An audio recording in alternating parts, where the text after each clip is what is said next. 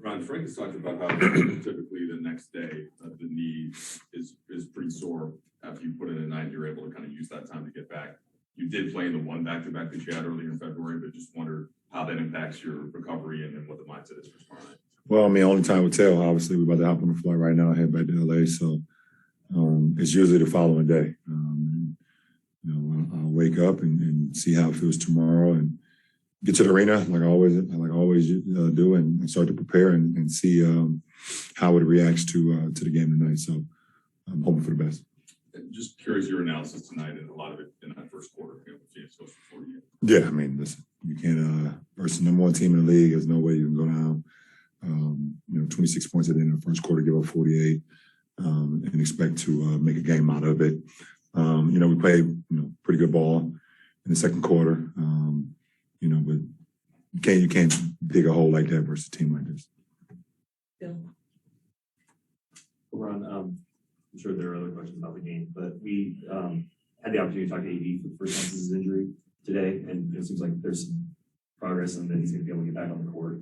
But who knows what that timeline ends up looking like. Are you able to look ahead at all to when he gets back and what kind of difference that can make for this team? Or is that something you just have to kind of keep in the future, and when you get there, you get there? Yeah, it's more when you get there, you get there. And obviously, his health is what's most important for not only himself, but for our franchise. But at the end of the day, my focus is solely on each day's game, that we probably, as we plan and, trying to stay, in the hunt, or the play-in or whatever the case may be. So, when that happens, obviously I'm going to be extremely excited. I mean, missed the guy, missed the big fella out there, but I can't focus on that right now.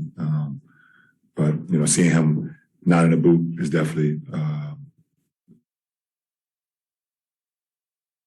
season, you guys are 9 games under 500, but even with the loss tonight, you're a game over 500 with you starting at center.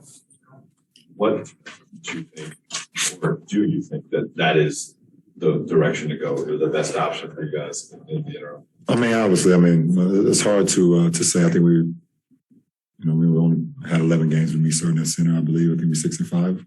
No, 7-6. Or 7-6, but it's a small dosage, obviously. But I mean, we've had so many different lineup changes this year, and trying to figure out ways which ones works the best. That's probably been the only one that's been above 500. So we've tried to stick with it. Just try to have some consistency with some lineups. Like you said, tonight was not a winning ingredient for it, but we've had some very good moments at me starting at center. I know statistical milestones certainly feel more meaningful if they're attached to a win, but I'm just curious, considering it's a one-of-one type of stat, becoming the first player in league history to reach 10K points, rebounds, and assists, what that caused you to pause and reflect on? Well, my teammates congratulated me after the game. My mom texted me. I believe she hit me at halftime. I seen it after the game, but it's just pretty,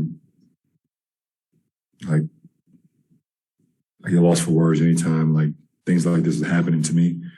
Just knowing where I come from, I automatically start thinking to my hometown of Akron and my upbringing and where I come from, and the dreams that I had of being in this league and playing at the highest level. And to now sit alone at a statistical category in this league that I've really modeled my game after, being able to score, rebound, and assist. To sit alone at a stat is pretty I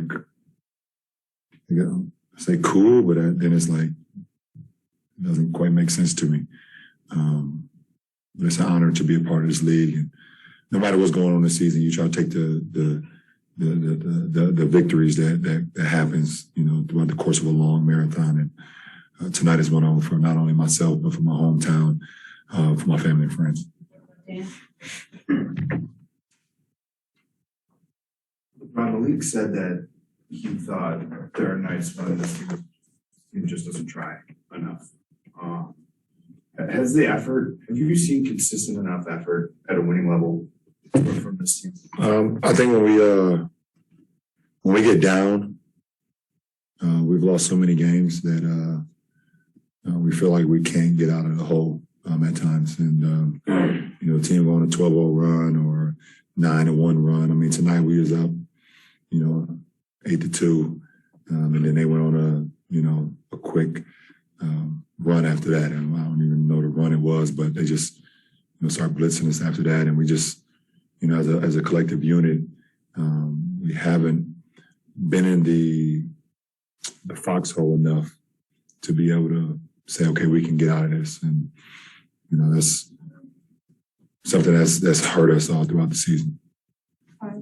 Actually, that was my question. Okay. To follow up quickly, does getting a guy you have been in the foxhole with, you know, and obviously the team is like the team won't get the continuity. Yeah, I mean, But does just getting him back, like how much will that? yeah, I mean, it puts a Band-Aid on some things, but I mean,